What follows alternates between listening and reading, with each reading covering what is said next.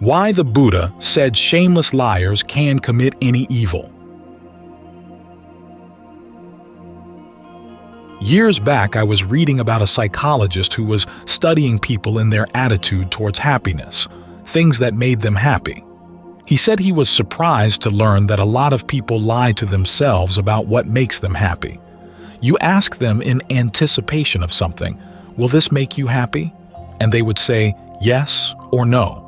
And then as for the things that they said would make them happy, he found ways of asking them while they were actually experiencing those things, and it turned out they weren't as happy as they thought they would be. But if you ask them about the same experience afterward, then they seem to have remembered it as being a happier occasion than it was. He said he was surprised to see how consistently people will lie to themselves about their happiness. But then he reflected on himself, and he realized he did the same thing. He liked to climb mountains, or he said he liked to climb mountains. But he realized that while he was actually on the mountains climbing them, he was pretty miserable. But the anticipation made him happy, and the memory made him happy too. This is something we really have to watch out for in our lives. If we're going to really take our happiness seriously, we have to learn not to lie to ourselves about it. This is one of the reasons why the Buddha has the precepts as one of the assisting factors to right concentration, the requisites or the supports for right concentration. Because if you want your concentration to lead to discernment, it really does help to be observing the precepts.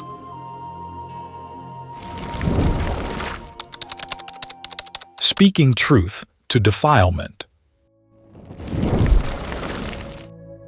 Years back, when Ajaan Lee was leading a retreat in Massachusetts, at the very end of the retreat, someone asked him a question about carrying meditation into daily life.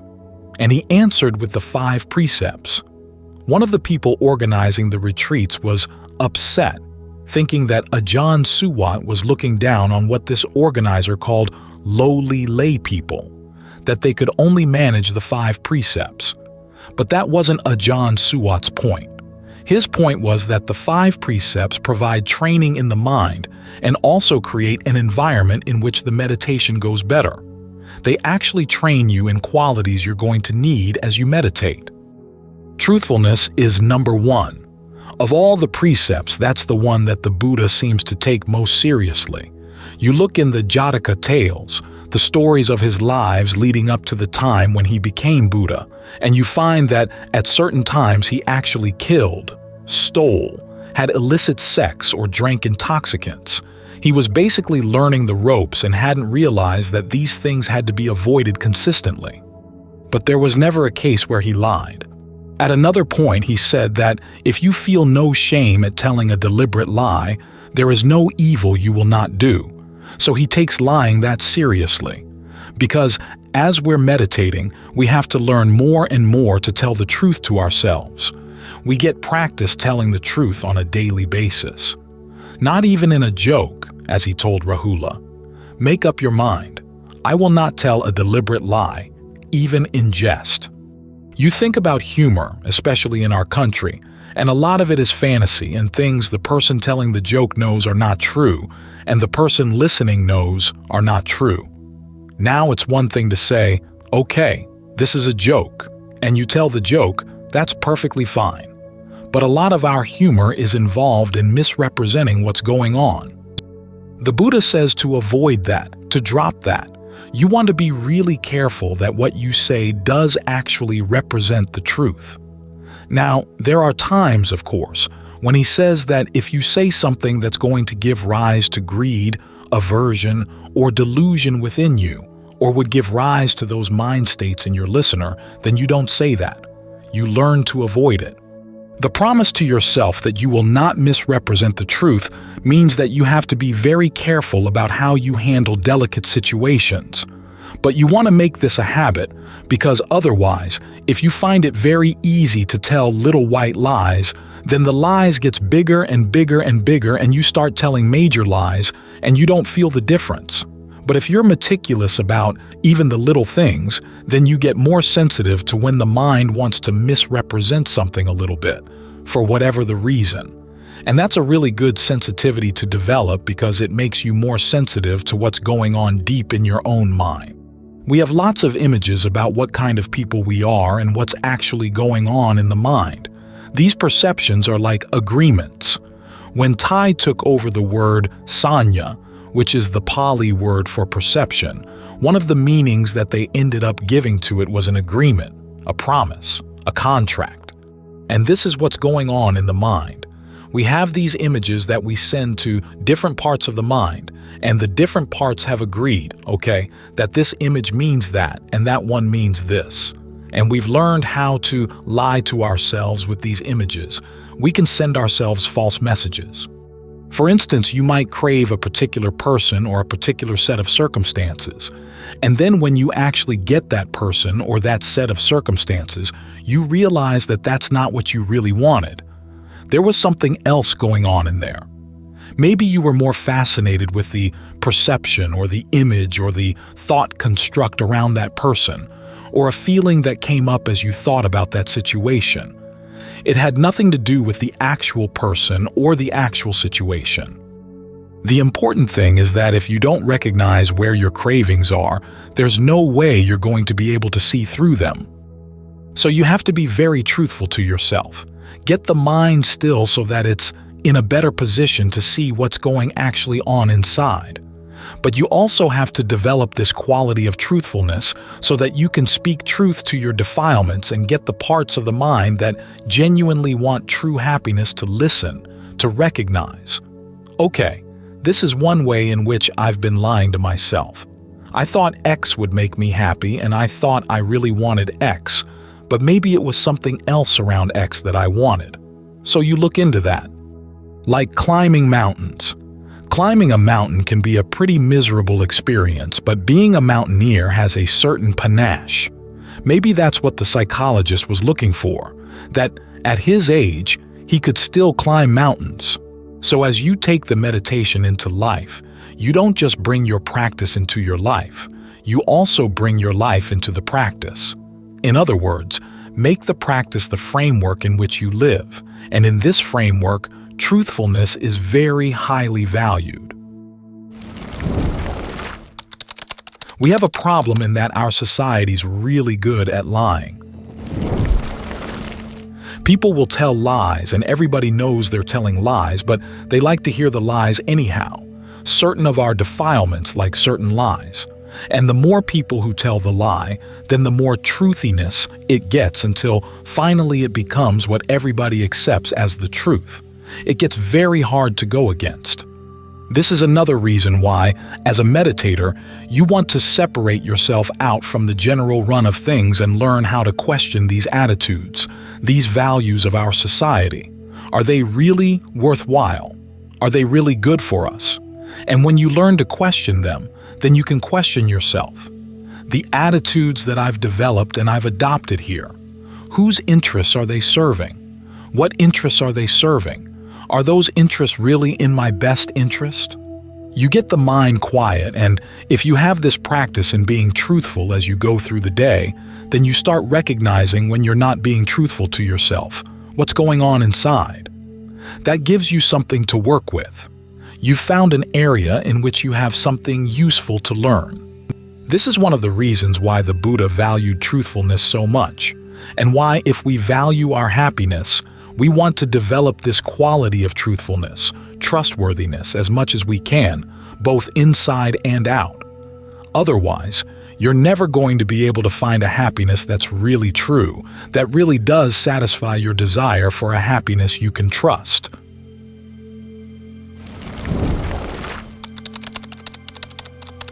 Truthfulness. Truthfulness. The Pali word is *sacca. Asterisk is one of the perfections we try to develop in the practice. It doesn't simply mean saying true things. It means being a true person, true in the sense that you're willing to put yourself on the line, willing to test things in a genuine way, because you truly want to discover what the truth is. Ajaan Lee once said that the reason we don't find the truth is because we're not true. We want everything handed to us on a platter. We want to have certainty before we practice, yet that kind of certainty is always filled with doubts. The Buddha once said that there is really ultimately one thing that's true, and that's Nibbana. And the only way we're going to know what the true path to Nibbana is by getting there. Then you can retroactively say, oh, that was the practice that got me to the right spot.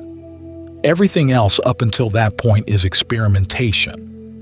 What you're experimenting with is your own body, your own words, and your own mind. That seems like an awful lot to put on the line, but then the rewards are great, and the drawbacks of not attaining that reward is great as well.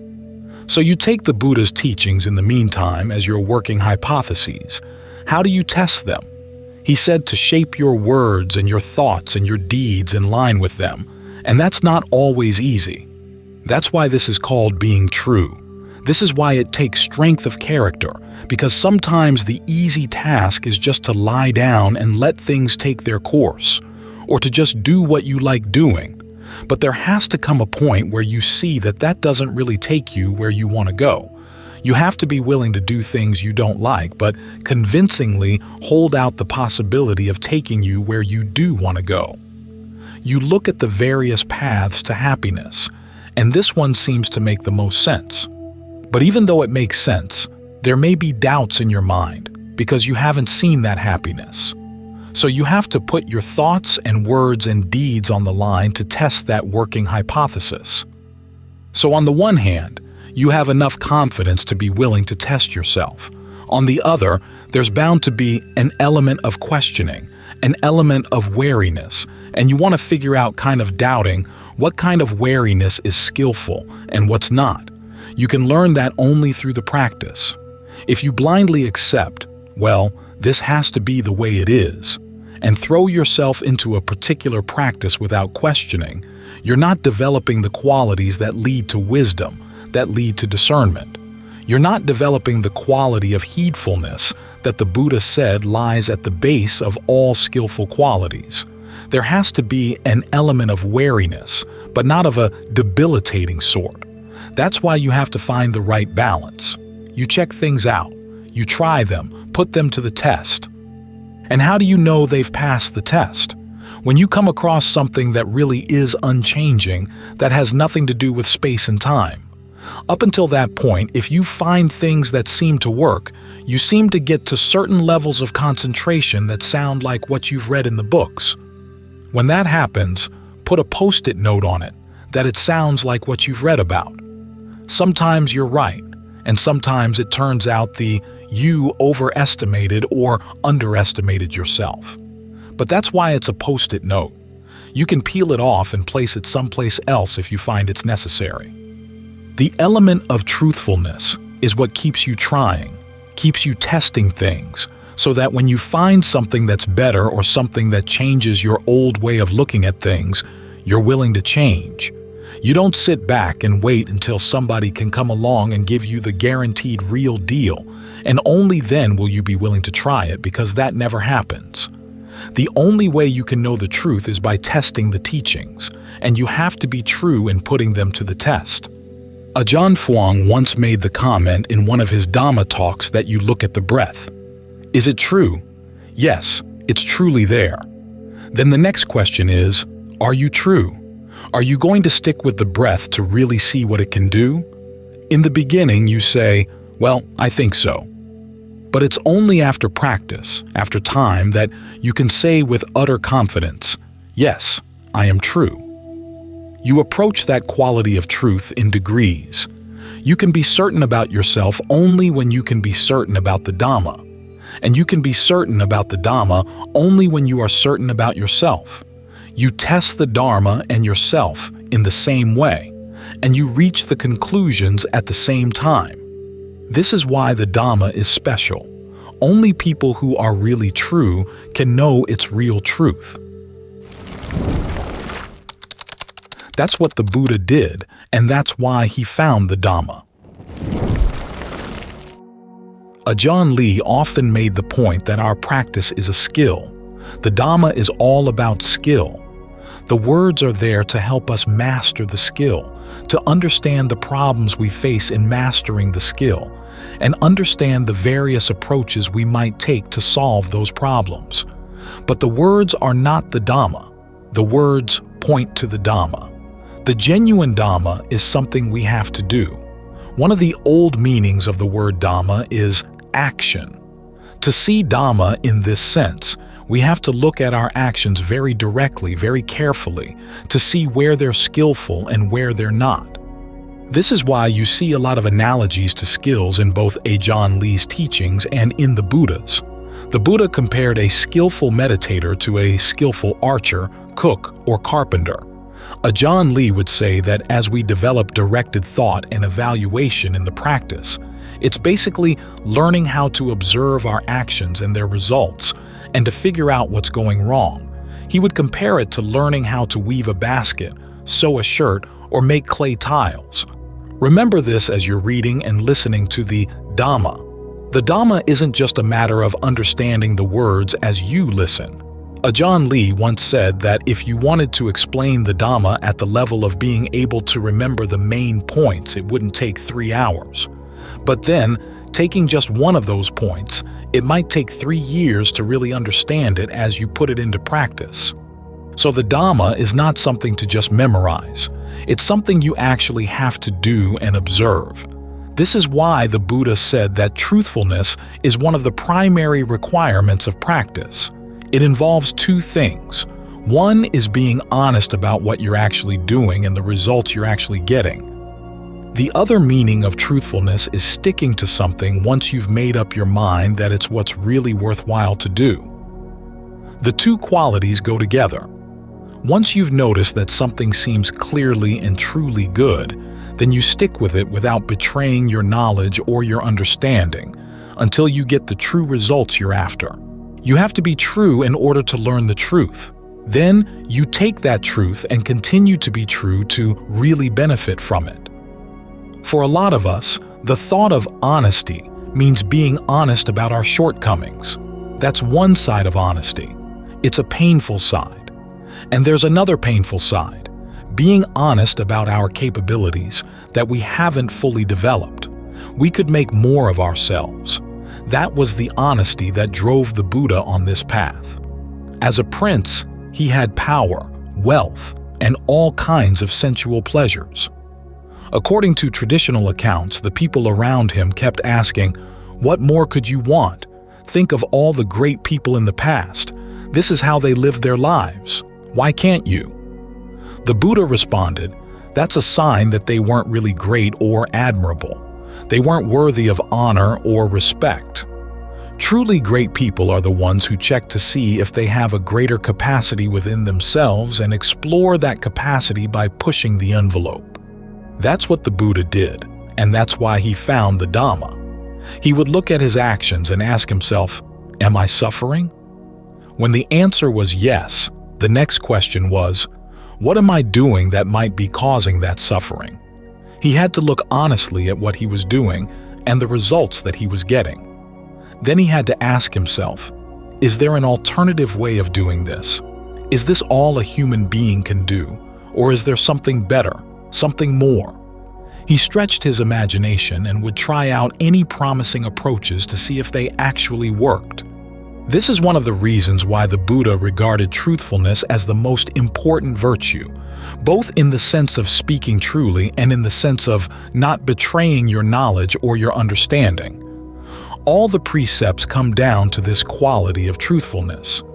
You observe that you've been harming people, yourself or others, and you want to stop, and then you make up your mind to stick with that determination.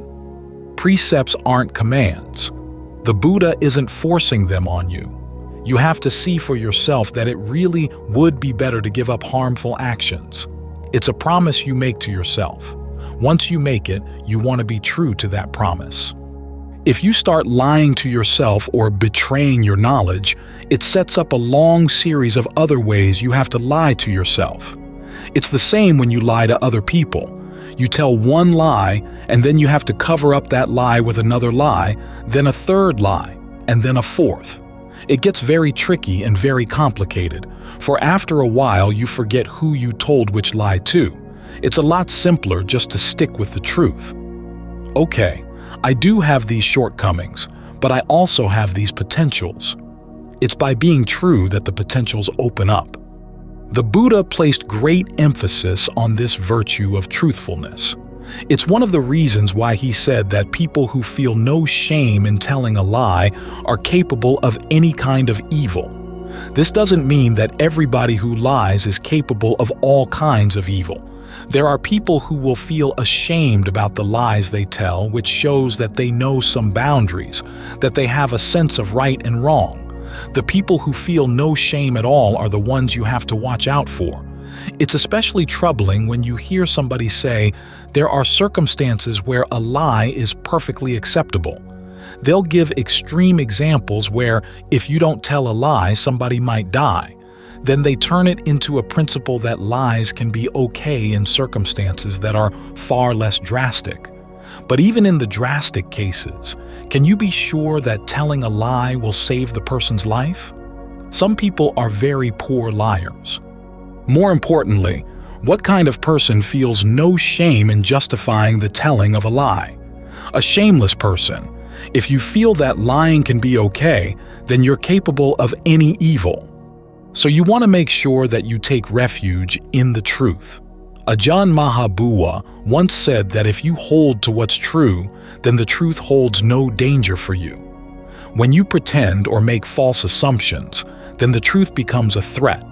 When you begin to practice and look at where you're suffering, you notice certain things that you hold on to that cause you to be fearful and to feel threatened. Look into the truth of these assumptions. Is this really true? Is this really mine? These are cases where the perception of not self is crucial as a tool for letting go of the things that make you feel threatened by the truth. When you can let go of those things, the threat goes away. The result is that the more honest you are with yourself about your shortcomings and strengths, the better your sense of yourself. Atanyuta is the Buddha's term for this. This takes time and requires truthfulness. Having a sense of yourself means knowing your strengths and weaknesses, the areas you have to fix and/or improve, and also what areas or qualities of the mind you can depend on to make those improvements. To be honest with yourself and about yourself doesn't mean saying, I'm miserable and I accept the fact. Maybe I can be okay with this. That's not what the Buddha asked for or recommended. He recommended knowing your strengths as well as your weaknesses. Make a clear evaluation here. The clearer you are about this, then the easier the path will become. The Buddha asked two things of a person who came to study with him: that the person be both observant and truthful. Those two qualities go together. The more truthful you are in general, the more you can begin to trust your observations as to what's true or what's not, what's worthwhile or what's not. In that way, the truth becomes your refuge. Your truthfulness becomes your refuge. Otherwise, how are you going to know what's skillful and what's not? How are you going to know whom you can trust and whom you can't? You have two basic sources of knowledge: what you gain from other people and what you gain from yourself.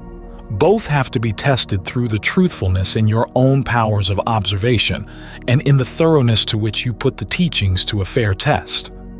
That's why the truth is your ultimate refuge, the truth of your own heart and mind. Ajaan Lee once said, if you aren't true, then the Buddha's teachings won't be true for you, and you'll never know what the Buddha's teachings truly are. Turn that around. If you're true, then the Buddha's teachings will be true for you, and you do have a chance of knowing what they are. That's where honesty has its more than pleasant side. First, when you can say that you honestly want to learn the Dhamma, and then when you can honestly say that you know the Buddha's teachings about true happiness, the ultimate happiness, are true.